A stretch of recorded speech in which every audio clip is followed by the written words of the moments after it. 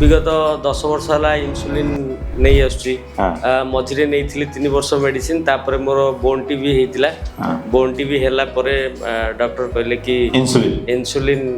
केते इन्सुलिन नौतले आपण मु वर्तमान नौथली 24 आ इन्सुलिन नहीं कि शुगर केते रहउतले आपनकर मु जतले फास्ट एटिक आसिली तो फास्ट टेस्ट कली 500 केते थिला आ इन्सुलिन नहीं कि तापर इन्सुलिन माने नहीं नथिली तो उपरवली जितने नेली तो 136 तापर सर कहले कि इन्सुलिन बंद कर टैबलेट देले तो स्टिल आज अच्छी फास्टिंग रे 113 अच्छी वेरी गुड वाह जोटा कि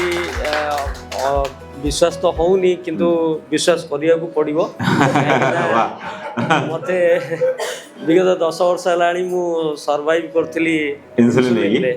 तो सबुठ बड़ कथा मोर इन्सुलिन टा बंद है बहुत खुशी अच्छी।